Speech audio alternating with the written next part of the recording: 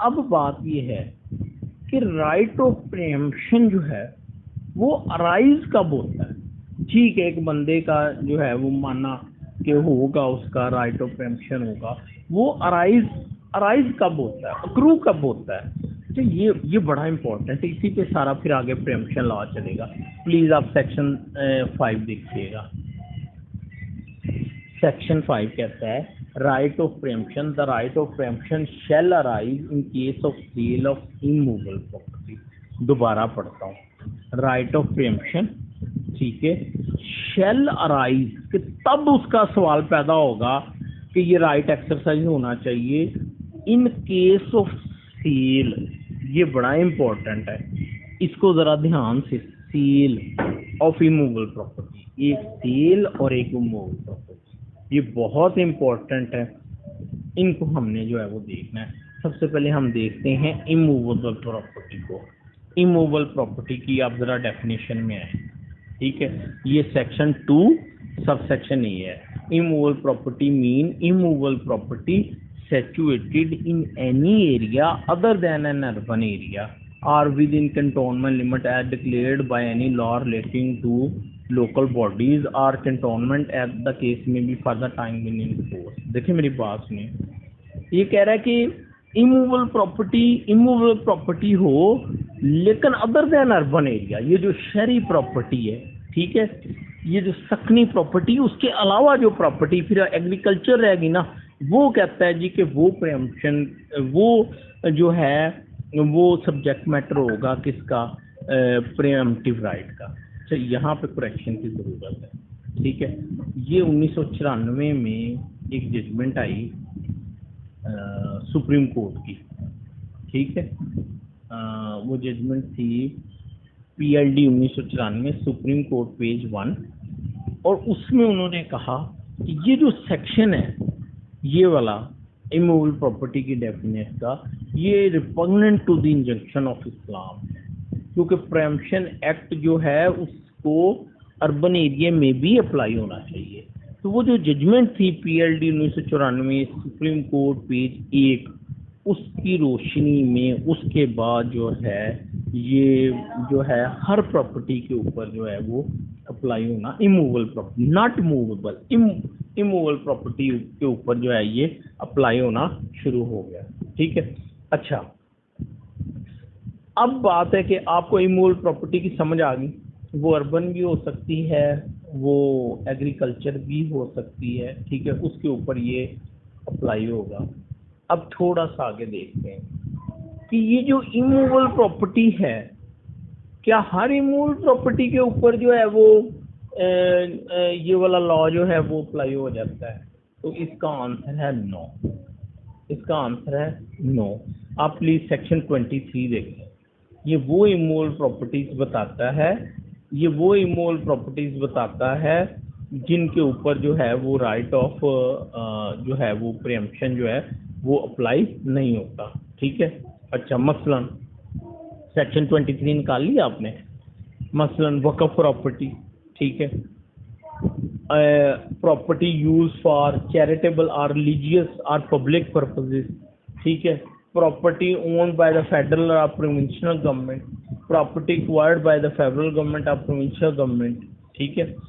अब मेरी बात सुनिए, अब वो प्रॉपोजिशन ऐसे दे सकता है कि वो आपको कहे जी कि इस तरह से एक प्रॉपर्टी है, वो चैरिटेबल है, ठीक है, प्रॉपर्टी है, तो वो इसी तरह से जो है वो ट्रांसफ़र हो गई है किसी के नाम, ठीक है। तो अब बताएं जी, उस पर शुफा का दावा होना हो सकता है। तो सेक्शन 23 वो एक्सेप्शन बता रहा है, फ़ौरन आपके माइंड में आना चाहिए नहीं, ये तो प्रॉपर्टीज उसमें जो है वो इंक्लूड ही नहीं होती। तो डेफिनेशन क्लास में हमने इमूवेबल प्रॉपर्टी की डेफिनेशन देखी, उसमें हमने एक जजमेंट देखी, तो जजमेंट के तहत जो है वो अर्बन प्रॉपर्टी भी उसमें शामिल है। फिर हमने वो प्रॉपर्टीज देखी जो हमने जो है वो उसमें से एक्सक्लूड करनी है, ठीक है। अच्छा, अब मेरी बात सुनिए, वापस चलें आप सेक्शन 5 के ऊपर, सेक्शन 5 के ऊपर वापस चलें। Right of preemption, the right of preemption shall arise in case of sale of immovable property. ठीक है, आपने इमूवेबल प्रॉपर्टी जो है वो आपने देख ली, कि मूल प्रॉपर्टी जो है वो उसमें वो सकनी भी आ जाएगी और उसमें एग्रीकल्चर भी प्रॉपर्टी आ जाएगी, ठीक है। और फिर उसकी एक्सेप्शंस भी देख लें सेक्शन 23 में। अब जो वर्ड है ना जी सेल, ये बड़ा इम्पोर्टेंट है। सेल वर्ड बहुत इम्पोर्टेंट है, ठीक है। क्या हर sale of immovable property preemption में शामिल होगी? उस पे उस सूरत में प्रियम्पशन का राइट एक्सरसाइज हो सकता है? तो इसका जवाब है नो। प्लीज अब आ जाए इंटरप्रिटेशन क्लास में वापस, और यहाँ पे सेल की डेफिनेशन देखें। सेल की वो डेफिनेशन क्या करता है? वो कहता है sale means permanent transfer of ownership of an immovable property in exchange for a valuable consideration and includes transfer of any immovable property by way of hiba bil iwaz और हिबा बशर्तुल इवज। वो कहता है जी कि सेल की डेफिनेशन ये है कि परमानेंट ट्रांसफर हो जाए ओनरशिप दूसरे बंदे के नाम पे फॉर कंसिडरेशन, और इसमें transfer of immovable property by way of हिबा बिल इवज और हिबा बशर्तुल इवज भी अगर प्रॉपर्टी ट्रांसफर हुई है तो वो भी सेल की डेफिनेशन में शामिल हो, ठीक है। अच्छा, यहाँ पे मैं आपको थोड़ा सा बताऊंगा। देखिए, जब आपने मेमोराइज करना है ना बेरेक्ट को, तो इसके सेक्शन को ना तोड़ तोड़ के आपने याद करना है। मैं अपने नोट्स आपके साथ शेयर करता हूँ जब मैं तैयारी कर रहा था, तो अब देखिएगा कि यही सेल की डेफिनेशन मैंने कैसे तोड़ के लिखी सीक्वेंस यही रखा, लेकिन लिखी कैसे कि ताकि वो मुझे मेमोराइज हो जाए, मुझको याद हो जाए, ठीक है। तो वो आप देखें। अच्छा, पहले आया था इंक्लूड, आगे है not include. Transfer of immovable property through inheritance, will और गिफ्ट। अगर इनहेरिटेंस के तहत प्रॉपर्टी जो है वो ट्रांसफर हुई है, विल के जरिए, गिफ्ट के जरिए आई है। गिफ्ट कौन सा? अदर देन हिबा बिल इवज या हिबा बशर्तुल इवज। तो उस सूरत में क्या होगा? उस सूरत में वो सेल की डेफिनेशन में नहीं आएगा, सेल की डेफिनेशन में नहीं आएगा। अच्छा, दूसरे एक्सेप्शन क्या है कि अगर कोर्ट के ऑर्डर से एक प्रॉपर्टी ट्रांसफर हो जाती है, तो वो जो प्रॉपर्टी कोर्ट के ऑर्डर से ट्रांसफर हुई या सेल हुई है, उस पर भी शुफे का राइट जो है वो एक्सरसाइज नहीं किया जा सकता। क्या एक्सचेंज ऑफ एग्रीकल्चर प्रॉपर्टी, क्या कि मैंने किसी के साथ कहा यार तुम वो प्रॉपर्टी ले लो, ये मुझे दे दो, तो अगर वो एक्सचेंज हो गई है तो उस सूरत में भी शुफे का दावा जो है वो एक्सरसाइज नहीं होगा, ठीक है। फिर है transfer of immovable property for consideration other than valuable consideration such as transfer of immovable property by way of Dawar or composition murder। मतलब डावर के वजह में प्रॉपर्टी दी गई है, तो वो भी इसकी डेफिनेशन में, सेल की डेफिनेशन में नहीं आएगी। या कोई राजीनामा हुआ है मर्डर या हर्ट केस में, तो वो भी अगर प्रॉपर्टी ट्रांसफर होती है तो उस पर भी शुफे का राइट जो है वो एक्सरसाइज नहीं होगा। तो मैंने कंक्लूड करता हूँ इसको कि सेल जो है, हर सेल जो है वो क्या कहते हैं, वो sale of immovable property subject to preemption नहीं होती, ठीक है। सबसे पहले सेल की डेफिनेशन है permanent transfer of ownership of an immovable property in exchange for valuable consideration. उसमें दो ट्रांसफर और हैं, transfer of immovable property by way of हिबा बिल इवज या हिबा बशर्तुल इवज, और उसमें से चार जो है आगे फिर आपने जो है वो एक्सक्लूड कर देनी है, ठीक है। अच्छा, अब ये सेल की डेफिनेशन क्यों अहम है? फर्ज करें वो आपको एक प्रोपोजिशन बना देता है, ठीक है। वो प्रोपोजिशन आपको इस तरह से बताता है, वो कहता है जी कि इमूवेबल प्रॉपर्टी है, और वो कहता है जी कि वो प्रॉपर्टी जो है ना ए और बी ने आपस में एक्सचेंज कर लिया है, ठीक है। तो जब प्रॉपर्टी उसके नाम ट्रांसफर हुई है बी के नाम, तो एक थर्ड पर्सन उठा है, उसने कहा है जी कि ये तो स्ट्रेंजर है, तो मेरा हक फाइक है, तो मैं इसके खिलाफ शुफे का दावा करूंगा। तो बताएं वो दावा हो सकता है कि नहीं हो सकता? तो फौरन आपका माइंड काम करना चाहिए कि ये तो एक्सेप्शंस में जा रहा है। अब वापस आए सेक्शन 5 के ऊपर। Right of preemption, the right of preemption shall arise in case of sale of immovable property. अब आपको ये भी ज़हन में है कि इमूवेबल प्रॉपर्टी कौन सी और कौन सी नहीं, और आपको सेल जो है उसका भी पता है कि कौन सी सेल कौन सी सेल जो है वो प्रीएम्प्टिव लॉ में आएगी और कौन सी है जो नहीं आएगी। अच्छा जी, अब तक हमने जो पढ़ा है उसको हम अराइज करते हैं, उसको रिवाइज कर लेते हैं। लेकिन शुरू में आ जाए, सबसे पहले सेक्शन 1 हमने देखा, ठीक है जी। It extend to whole of Punjab, ठीक है। It shall come into force. अच्छा, यहाँ पे तो ये है ना कि it shall come into the force. आगे जाके एंड पे एक सेक्शन आएगा जहाँ पे ये होगा कि गवर्नमेंट अगर चाहे तो किसी खास एरिया को डी नोटिफाई भी कर सकती है कि यहाँ पे प्रीएम्प्टिव लॉ जो है वो अप्लाई नहीं होगा। अच्छा, डेफिनेशन में इनवॉल्व प्रॉपर्टी हमने बड़ी अच्छी तरह देखी। प्रीएम्प्टर जाहिर बात है जो राइट ऑफ प्रीएम्प्शन की हमने डेफिनेशन सी जो है बड़ी अच्छी तरह देखी है। डी सेल की डेफिनेशन हमने बड़ी अच्छी तरह से जो है देखी है, ठीक है। उसके बाद सेक्शन 3 है इंटरप्रिटेशन। अगर किसी चीज़ की वजाहत नहीं की गई तो वो फिर अकॉर्डिंग टू कुरान और सुन्ना जो है वो होगी, ठीक है। ओवरराइडिंग इफेक्ट होगा। 5वां सेक्शन हमने बड़ी अच्छी तरह से किया कि राइट ऑफ प्रीएम्प्शन शुरू कब होगा, अराइज कब होगा। उस वक़्त होगा जब इमूवेबल प्रॉपर्टी बिके और उसकी क्या हो, सेल हो, ठीक है। अच्छा, उसके बाद हमने ये देखा कि ठीक है राइट ऑफ प्रीएम्प्शन है, अब उसको एक्सरसाइज कौन कौन कर सकता है, ठीक है। सॉरी, कि कौन कौन से लोग हैं जिनमें राइट ऑफ प्रीएम्प्शन वेस्ट करता है। तो वो हमने देखा शाफिई शारक, शाफिई खलीज, शाफिई जाज। फिर हमने इसको बड़ी डिटेल में पढ़ा। उसके बाद हमने इनकी प्रायोरिटीज़ देखी कि राइट ऑफ प्रीएम्प्शन में प्रायोरिटीज़ किसकी होगी, उसकी हमने इलस्ट्रेशंस भी देखी। अब हम चलते हैं 8 में, joint right of preemption how exercise. देखें, एक प्रॉपर्टी बिकी है, ठीक है। अब बहुत सारे शाफिई शारिक हैं, बहुत सारे को ओनर हैं, तो भाई उनके पास राइट है, चाहे वो सब ज्वाइंटली अपना राइट ऑफ प्रीएम्प्शन एक्सरसाइज कर लें और चाहे तो कुछ ज्वाइंटली कर लें, ठीक है, और बाकी सिवरली कर लें, ठीक है। या सारे ही सिवरली अलग-अलग कर लें, यानी सारे इकट्ठे भी कर सकते हैं, कुछ इकट्ठा कर सकते हैं, कुछ इंडिविजुअली कर सकते हैं, सारे भी इंडिविजुअली कर सकते हैं। ये सेक्शन 8 है। अच्छा, आगे है सेक्शन 9। सेक्शन 9 प्रोपोजिशन के पॉइंट ऑफ व्यू से बड़ा ही अहम है। Method of distribution of property where more than one person are equal entitled, where more than one of person are found by court to be equal entitled to the right of preemption, the property shall be distributed among them in equal share। जरा गौर से सुनिएगा, आपको एक proposition आ जाती है, वो कहता है जी कि एक ज्वाइंट खाता है, उसमें एक को ओनर जो है वो 1 कनाल का मालक है, एक जो है वो 5 कनाल का मालक है, ठीक है। अच्छा, उसी खाते में कोई 4 कनाल प्रॉपर्टी जो है वो बिक गई है, तो दोनों ने जो है वो शुफे का जो है वो राइट एक्सरसाइज किया है।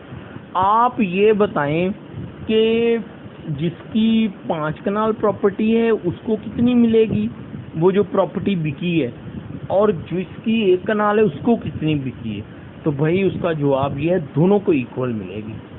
इस हिसाब से नहीं मिलनी कि उनका अपना जितना जितना शेयर है उस हिसाब से उनको दे दी जाए। नो, दोनों शाफिई शारिक हैं। अब जो प्रॉपर्टी बिकी है दोनों ने बराबर लेनी है, इर्रिस्पेक्टिव ऑफ द फैक्ट कि वो खुद कितने के मालक हैं। होप आपको मेरी बात समझ आ गई है। इसको इसमें इलस्ट्रेशन दी है, वो भी पढ़ें। अच्छा, जो सेक्शन 10 है ना, वो कहता है जी कि फ़र्ज़ करें कि बहुत सारे जो ओनर थे शाफिई, वो जो थे शारिक, उन्होंने मिल के एक राइट जो है वो अपना एक्सरसाइज किया प्रीएम्प्शन का, ठीक है। लेकिन बाद में कुछ ने विड्रॉ कर लिया, तो अब क्या होगा। तो उसका ये है कि अब जो बाकी रह गए हैं, जिनकी हद तक वो शाफिई प्रीएम्प्शन का राइट जो है वो स्टिल इंटैक्ट है, जो पीछे नहीं हटे, वो सारी प्रॉपर्टी उनको आ गई। वो सारी प्रॉपर्टी अब उनके दरमियान जो है वो तकसीम होगी। दोबारा बताऊंगा, 4 लोगों ने मिलकर प्रीएम्प्शन का यानी प्रीएम्प्शन का राइट एक्सरसाइज किया है, बाद में 2 जो हैं वो पीछे हट जाते हैं। अगर 2 पीछे हट गए हैं तो उसका मतलब ये नहीं है कि अब प्रीएम्प्शन का राइट क्लेम नहीं हो सकता। अब जो बाकी 2 रह गए हैं वो जो उनका पहले वाले जिन्होंने वेव किया है वो भी राइट उनको मिल जाएगा। अगर वो कल को उनका राइट उनकी फेवर में होता है तो वो फिर सारी प्रॉपर्टी उनकी फेवर में जाएगी। अच्छा, इसके लिए शर्त ये है कि चाहे उन्होंने ज्वाइंटली किया हो चाहे सिवरली किया हो, उनमें से हर एक ने जो है वो पूरी प्रॉपर्टी का क्लेम किया हो।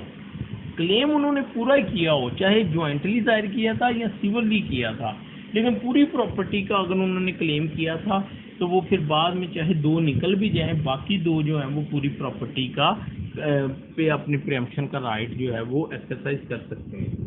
अच्छा, सेक्शन 11 है सेल ऑफ पर्टिनेंसी ऑफ लैंड, कि जो लैंड जो सब्जेक्ट टू इमूवेबल प्रॉपर्टी है, सब्जेक्ट टू प्रीएम्पशन, प्रीएम्प्टिव है, उसके ऊपर दरख्त हैं, जो बिल्डिंग है वो भी हैं, ठीक है।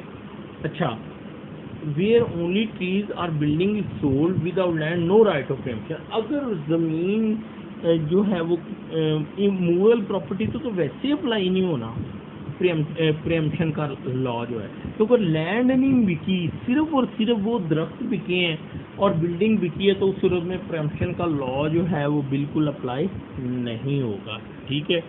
अच्छा जी, वो ट्रीज और स्ट्रक्चर को, लेकिन अगर लैंड बिक गई है, ठीक है, जिसके ऊपर ट्री भी थे और बिल्डिंग भी थे, तो उस सूरत में क्या होगा कि वो जो ट्रीज और बिल्डिंग हैं उनको भी लैंड में शामिल समझा जाएगा for the purpose of preemption, ठीक है।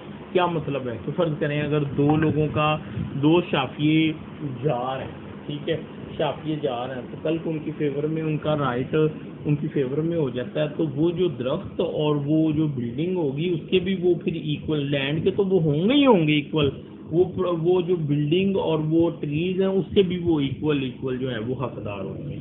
अच्छा, आगे सेक्शन 12 है, वो कहता है जी, क्या कहता है कि वो कहता है कि जब एक कॉन्ट्रैक्ट जो है सेल का वो इस तरह से हुआ हो कि वो सेल को जो है वो 60 दिन के अंदर अंदर जो है वो रिवोक भी कर सकता है, यानी ऐसा उसने कॉन्ट्रैक्ट किया है, कंडीशनल कॉन्ट्रैक्ट किया है कि भाई ठीक है मैं प्रॉपर्टी तो बेच रहा हूँ लेकिन 60 दिन के अंदर अंदर मैं ये राइट रिवोक भी कर सकता हूँ, तो फिर ये है कि राइट ऑफ प्रीएम्पशन वो क्या कहते हैं, वो जो until such period as expire, जब तक वो पीरियड 60 दिन या उससे कम का जो रखा हुआ, जब तक वो नहीं गुजरता उस वक्त तक राइट ऑफ प्रीएम्पशन जो है वो अराइज नहीं होगा।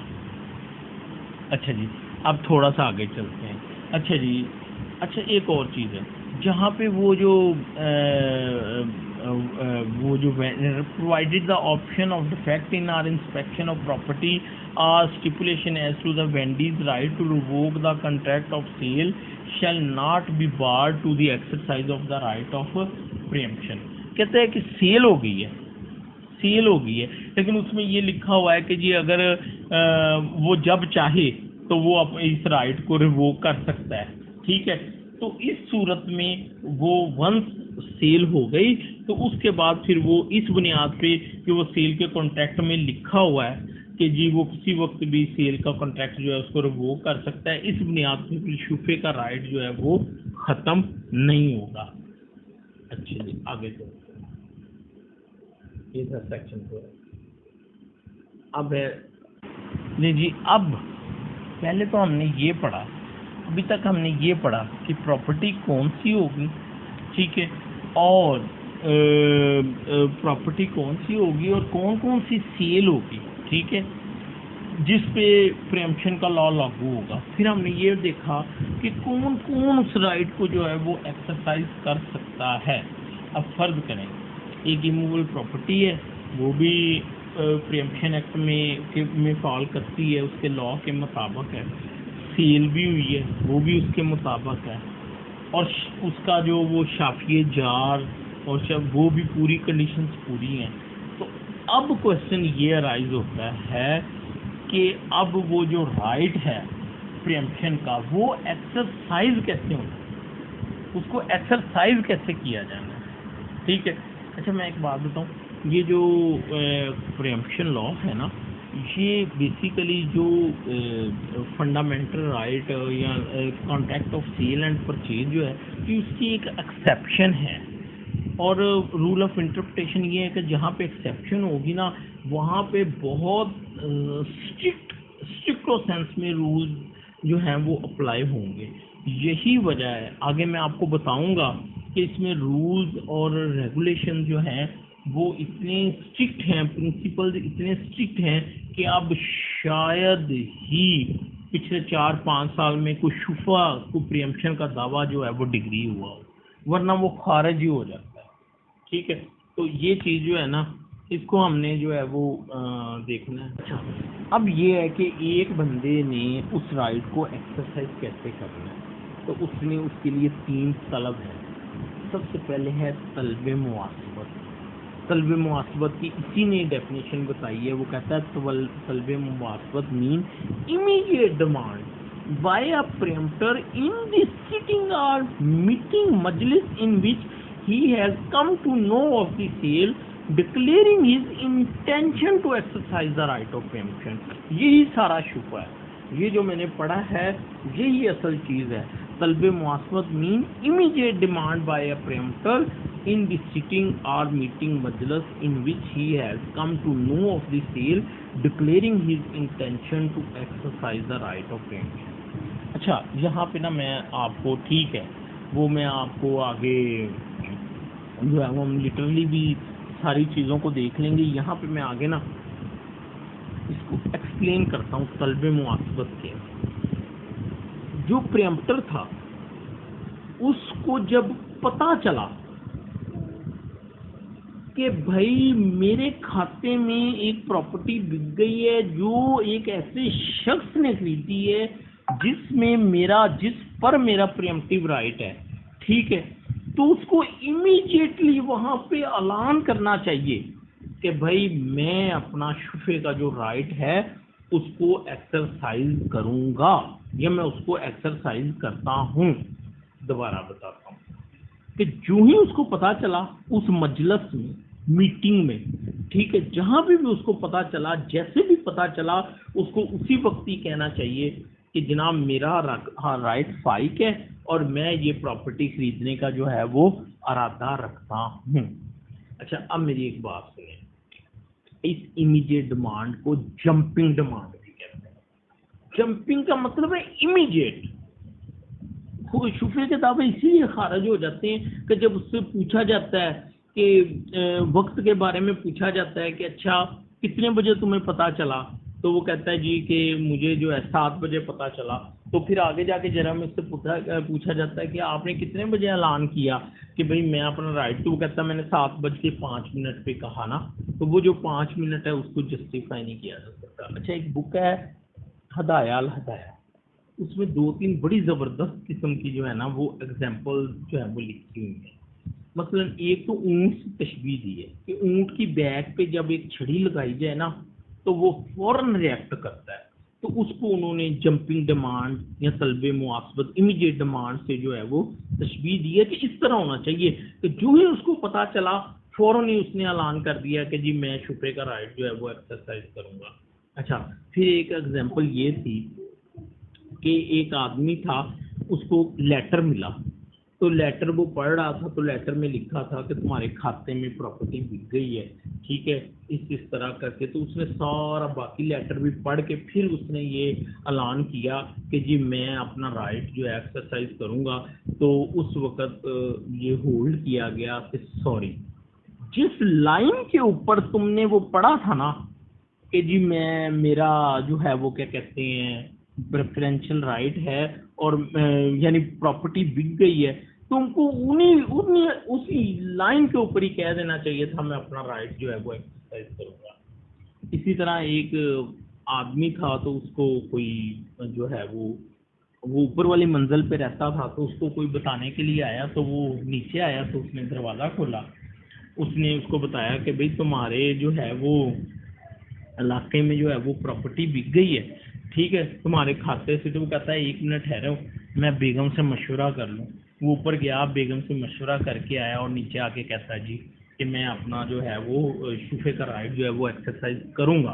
तो उन्होंने कहा जी सॉरी, आप जब वो आया था आप नीचे आए थे, जब उसने आपको कहा था आपको उसी वक्त ही कहना चाहिए था कि मेरा शुफे का जो राइट है वो प्रियम्प्टिव है, यानी मेरा राइट फाइक है, तो मैं अपने राइट को जो है वो एक्सरसाइज करूँगा। तो ये जंपिंग डिमांड के बारे में थोड़ा सा मैंने आपको बताया है। अच्छा जी, in this sitting or meeting, same meeting मतलब वहीं पे। अच्छा, अब ये है आगे चल के हम देखेंगे कि ये तलबे मुआसबत जो है ये अदालत में फिर साबित भी होनी है। ठीक है, इसके बारे में सबसे पहली बात तो ये है कि जो दावा हो ना प्रीएम्पशन का, उसमें टाइम, डेट और प्लेस लिखी हो कि किस जगह पे, किस तारीख को, किस वक्त मैंने जो है वो क्या कहते हैं ये अपना डिक्लेयर किया था, तलबे मुआसबत जो थी वो एक्सरसाइज की थी। फिर ये भी बताया हो कि मुझे किसने बताया कि प्रॉपर्टी बिक गई है, कौन था, ठीक है, और किस किस की मौजूदगी में मैंने कहा। फिर उन लोगों को एज ए विटनेस अदालत में पेश भी करना है। जब उन विटनेसेस को पेश कर दिया जाएगा और वो अपनी प्लीडिंग, अच्छा अगर टाइम, डेट एंड प्लेस नहीं ना बताई गई प्लेंट के अंदर, तो फिर वो 711 लग जाएगी। प्रीएम्पशन का जो दावा है उसके इतने सख्त कानून है कि अगर एविडेंस भी ना उसमें करवाई जाए, सिर्फ अदालत के सामने ये प्ली रखी जाए कि इन्होंने सुपीरियर कोर्ट्स के फैसला जात के मुताबिक जंपिंग डिमांड की वो टाइम, डेट एंड प्लेस नहीं बताया, तो हो सकता है कोर्ट उस केस को प्रोसीड ही ना करे और उसको वहीं पे जो है वो वहीं पे उसका जो है वो फैसला कर दे। ठीक है, अच्छा फिर कैसे जंपिंग डिमांड कैसे साबित होगी कि जिसने बताया, जिसकी मौजूदगी में बताया, वो सब कोर्ट में आएंगे और वो आके तो कोर्ट को बताएंगे कि जनाब ये वक्त था, ये जगह थी जहाँ पे आके इस बंदे ने जब बताया, तो फिर इसने फौरन ऐलान किया कि मैं शुफे का राइट जो है वो एक्सरसाइज जो है वो करूँगा। अच्छा थोड़ी सी बात और कि जो तलबे मुआसबत है ना, उसके लिए कोई ख़ास अल्फाज नहीं है कि जी वो ये लाइन बोलेगा तो वो तलबे मुआसबत लाएगी। वो कुछ भी कह दे जिससे उसकी इंटेंशन का इजहार हो जाए, ठीक है, तो उसको हम कहेंगे कि ये तलबे मुआसबत जो है इसकी इन्होंने वो पूरी कर दी।